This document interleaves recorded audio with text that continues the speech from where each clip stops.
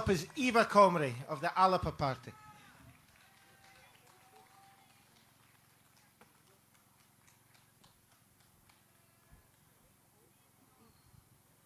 Friends and fellow Scots, I cannot tell you what an honour it is to speak to you today in such a sacred and precious place. We come here today to pay our respects to those who in 1314 fought and bled and died, and those who fought and lived to see what we will be able to see next year. It was the fight of their lives, and it is indeed, as Charlotte said, the fight of our lives next year, when we have the opportunity to regain our freedom and to liberate this country.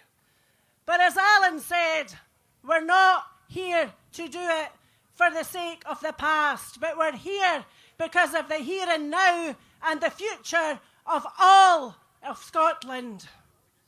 Now, all of us have lost very much in the last few years. We've lost friends and loved ones, and we've lost many of our heroes who shared the same values as we do and who had the same hopes as we have. And so, we must, as Alan so very eloquently said, unite the clans. I will, as Alan has said, work with every single person in this country to make our country the land of plenty that we know it is, but to ensure that all of its resources and all of its riches help each and every one of us to create for all of the future generations of this great land the potential and the glories and the beauty that we know we deserve and we can deliver when we have in this country and in our hands the levers of power and the levers we need to turn our economy around, to feed our pensioners and our children, to pay our single working people a decent, honest wage, so they're not having to choose between paying their gas or eating a warm dinner, so that food banks are eradicated and are no longer a suppurating sore on the surface of this land. So, I hope, for once, the rulers of this country and the leaders of every political party in the United Kingdom, and most especially in Scotland, will remember the lesson that the enemy learned on this field 708 years ago, and it was this. On the second day of the battle, when it seemed unclear as to whether or not the foe had been vanquished, all of a sudden there came from behind Gillis Hill in the forest there the small folk, and we stand here today to make sure that the small folk of Scotland have a voice. They are currently voiceless.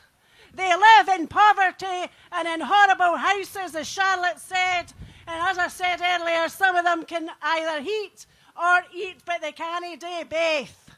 Well, these small folk were comprised of the men who were too old or too infirm to fight, and the women of Scotland who looked after the men, and the men that were on the battlefield.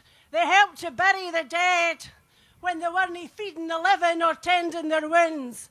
And it is the women of Scotland who must ensure that there is unity within our movement, because you only have to look across the ocean at what is happening in the United States of America to understand how very important it is to be able to say that we have the equality of the sexes, which in Scotland is so precious.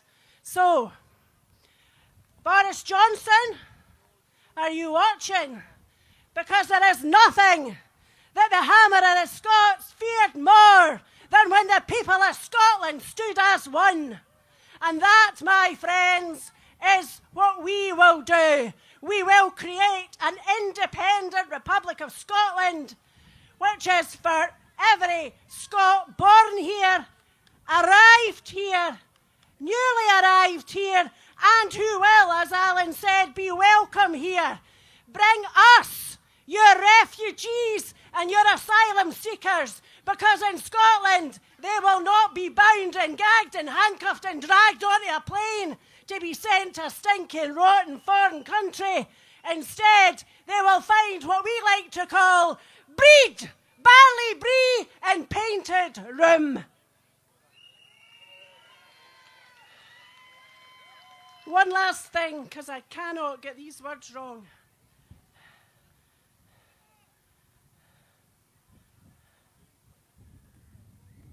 Our demands, they are most moderate. We need not kneel, our cause it is high. Of true women and men there is no dearth, and our victorious rallying cry shall be, we want the earth, this earth, our country, our Scotland, free Scotland, independence 2023. Thank you.